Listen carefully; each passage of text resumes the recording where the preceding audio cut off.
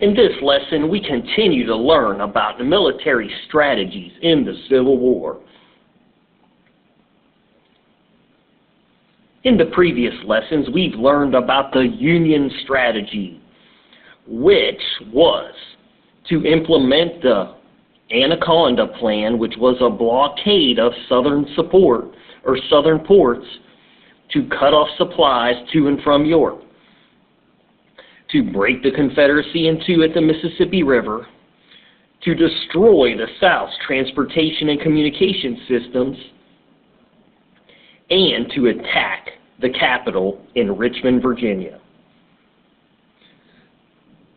We also learned about the Southern or Confederate strategy, which was to fight a defensive war using supplies from Europe that's gained from the sale of cotton to hopefully tire out the North and undo the Union blockade of Southern ports.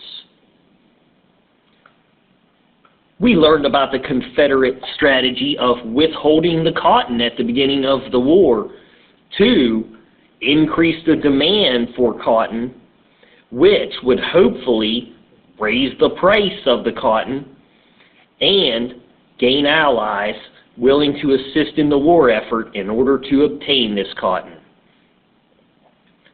We also learned that the Confederate strategy of withholding the cotton backfired because new international cotton markets were found, and further problems for the South came because the Northern blockade became more effective, and the purpose of the war changed with the issuance of the Emancipation Proclamation, which we'll learn more about today. We learned the war began when the Union was trying to resupply the federally owned fort in Charleston Harbor, Fort Sumter. The first shots were fired here by the Confederacy to confiscate the fort and prevent this resupply effort. He learned about Port Royal, which would be a major setback for the Confederates, which remained under Union control for most of the Civil War. And it was used like a modern aircraft carrier is used to launch attacks on the Confederacy. From here, Charleston was bombarded for a year from ships sent from here. Here are a few drawings of Port Royal, that first major setback for the Confederacy, which attacks were launched into South Carolina from, or into the Confederacy, I mean. Another drawing of Port Royal showing Union ships about to enter I believe this is the Savannah River right here. Could be wrong though, I can't quite see it. Yesterday we learned about the blockade being effective in South Carolina and about these blockade running ships and about a new type of blockade runner, but more accurately described as a blockade just opener, the Hunley, which the Hunley was the first submarine to sink an enemy ship. Here is a picture of the Hunley, a type of blockade runner, although that is debatable. And the blockade, even though of limited success of blockade runners and the Hunley at opening a part of the blockade, which was quickly refilled by another Union ship, was devastating to the South because it kept the Confederate Army from receiving supplies. A larger picture of the Hunley, a blockade runner, and the actual size of the Hunley, a recreation there down in Charleston, and some pictures of how the Hunley was able to become the first submarine to sink an enemy ship.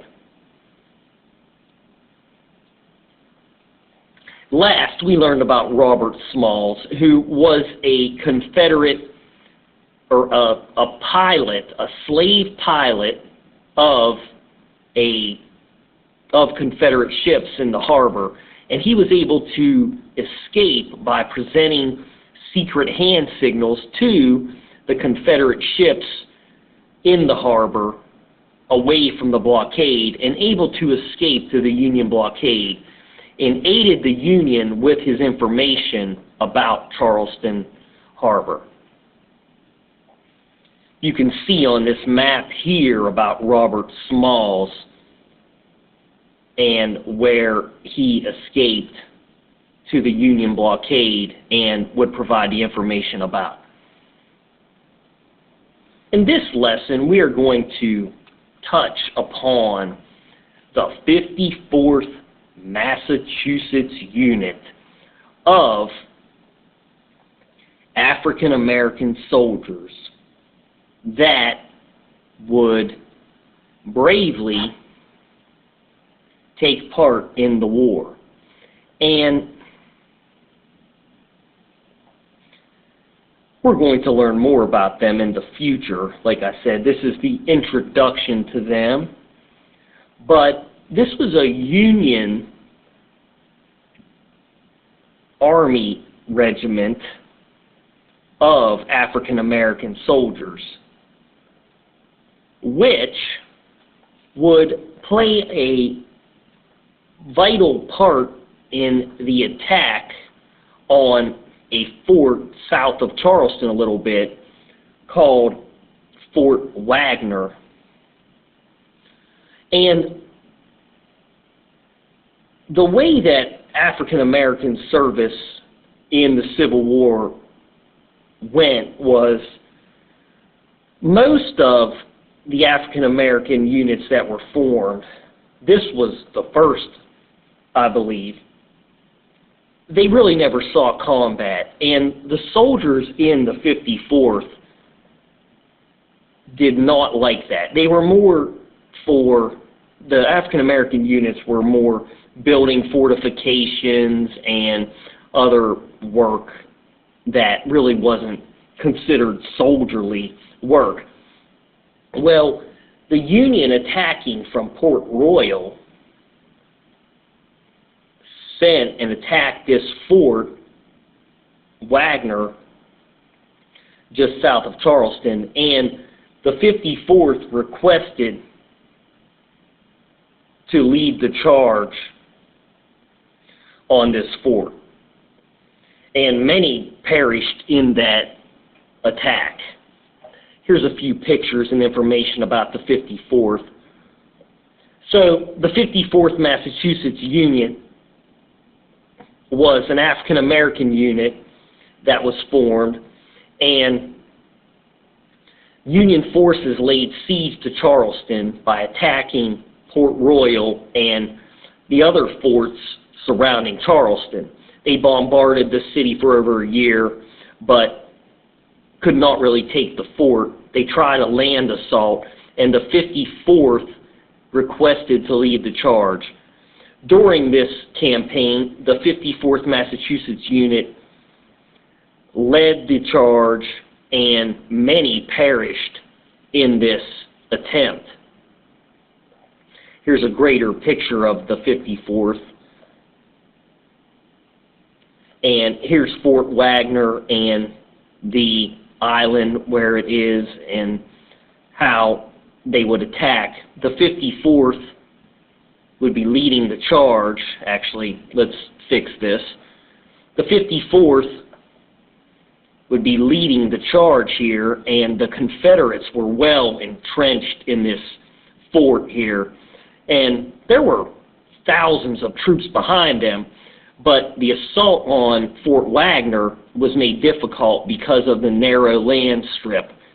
And the 54th were brave in leading this because they were just shot down in great numbers, and the Confederacy held on to this fort, and many remained buried here until after the war. Here's a few more pictures of Fort Wagner and a period picture. This shows the narrow land strip in this one. Here's the 54th, an original picture from the Civil War era. And one final picture, an artist's rendition of the 54th attacking Fort Wagner. The next part of the lesson concerns the Emancipation Proclamation. In 1863, Abraham Lincoln issued the Emancipation Proclamation. Emancipate means to free from slavery. And in the Emancipation Proclamation, Abraham Lincoln announced that all those held in servitude in states that are now known as the Confederacy are free, which basically meant that all slaves are free in the Confederacy. Well, this, whoops, I gave Abe a mustache. Got to get his beard correctly. This is what many people know is what freed the slaves. However, this was merely a statement that the slaves were free. The southern states never listened to this at all. So the significance of this is it's the first time that the government has stated that slaves would be free. However, also equally important to know is that this never actually freed the slaves. It would be military action that would be required to free the slaves. But the significance of this is the first time the government has mentioned freeing the slaves. Because even though, as we've learned all throughout the lessons, the Civil War and the reason that it occurred is connected to slavery largely, states' rights in many ways, but the states' right to have slaves was definitely a major concern. Well, the Emancipation Proclamation is the first time the government mentions freeing slaves. And this changed the purpose of the war for the South, but also for the North as well, because African Americans in the North, after hearing of the Emancipation Proclamation, felt more of a desire to take part in the war and join units like the 54th Massachusetts Unit.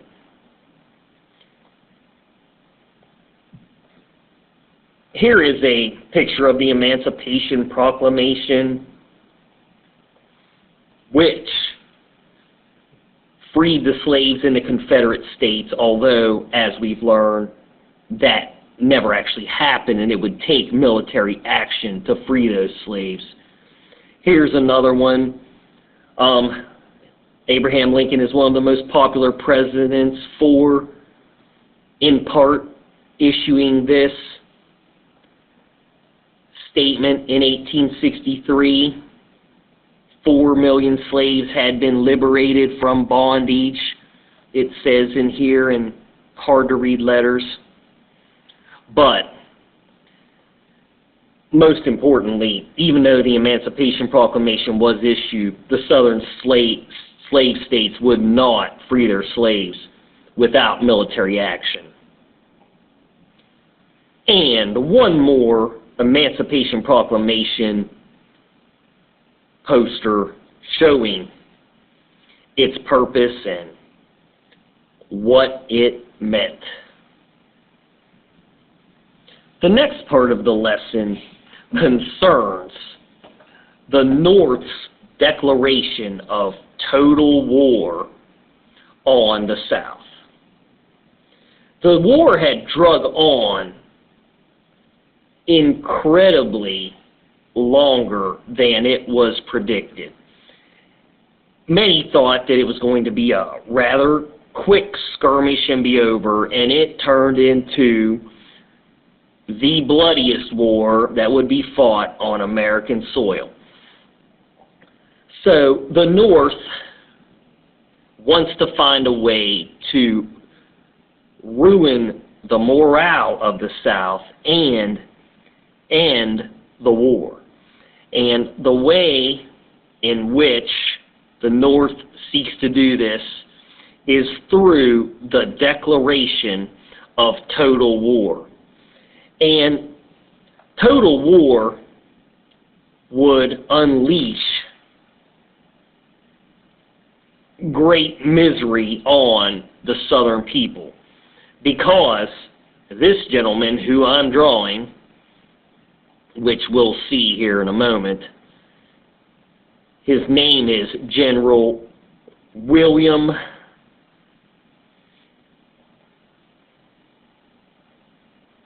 Tecumseh Sherman. This gentleman would bring an extremely large amount of Union soldiers to the South to destroy the Southern infrastructure. And we're going to talk about General Sherman right now. General Sherman was from Ohio, and he was in charge of initiating this total war on the South.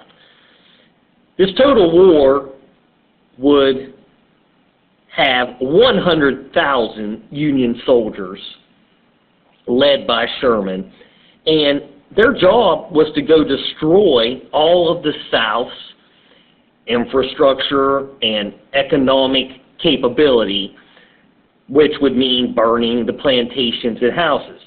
And Sherman, with his 100,000 men, would eventually cut a 60-mile wide path of destruction for several hundred miles in the South. This is known as Sherman's March to the Sea campaign, which makes Sherman incredibly disliked by the South even to this day, because he destroyed a lot of things. Oh, here's where March to the Sea goes. So, now Sherman wanted to make South Carolina pay, since we were the first to secede. So, in his March to the Sea campaign, which was the realization of the declaration of total war on the South, he made sure to go burn Columbia, the capital of the first state to secede. And I'm going to show you a few pictures about this in a moment. But total war was to make the civilian population sicken of war, and the North sent a large invasion force, I believe they were launched through Port Royal, to bring the war to the civilians of the South and make them want to surrender. The State House in Columbia was fired on with cannons and burned to the ground. There's stars on it today where the cannon struck it, so it's remembered.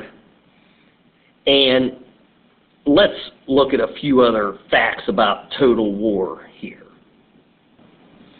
Before we see pictures of Sherman, we have to fill in this part. So, the Union declared total war on the South to bring the war to civilians and make them want to surrender.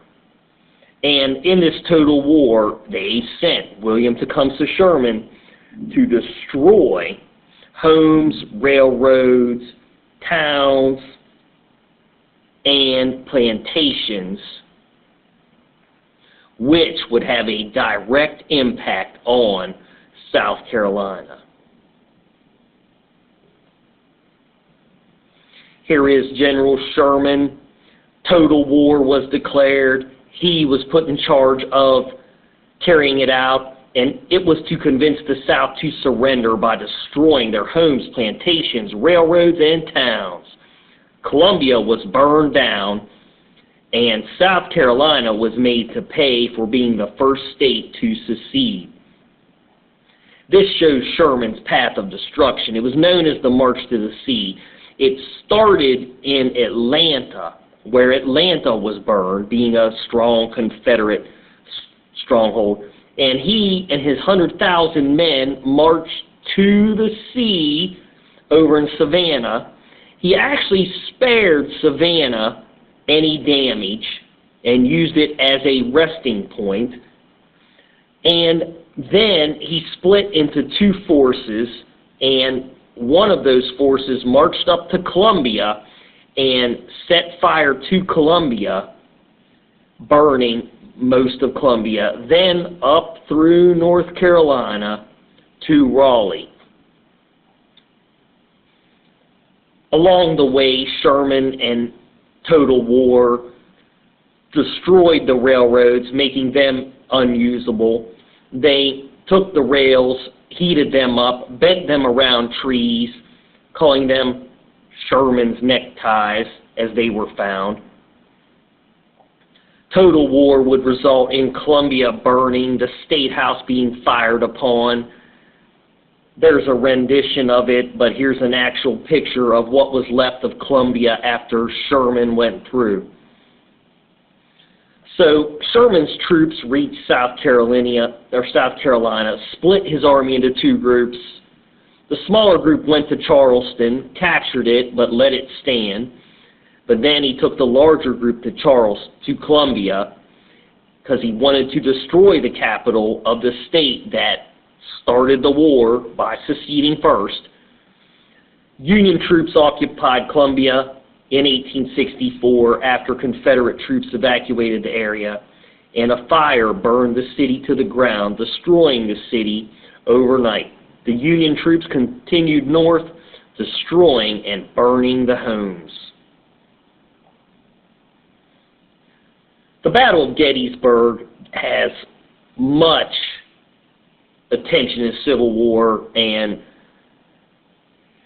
I can't get into it much because I'm running out of time, but it was a Union victory, and it's one of the most famous and bloody battles of the war, fought in 1863, where General Lee decided to attack an entrenched Union army with a higher position, because the enemy was there and he felt that he should fight them. The South lost this battle and eventually would lose the war and have to surrender in Virginia at Appomattox Courthouse. This is where General Lee surrendered the Confederate Army to General Grant, and that would be the end of the Civil War and the end of slavery for the South. We're going to go ahead and trace a path of Sherman's March to the Sea on here, where he brought the war to the civilians of the South to make them want to surrender, and that completes our lesson on the Civil War. And even though the North won the war and slavery ended, there would be still a large fight ahead to ensure equal civil rights for African Americans and unity in the country. We'll learn about that in our future lessons. Until then, thank you for listening. I hope you did well.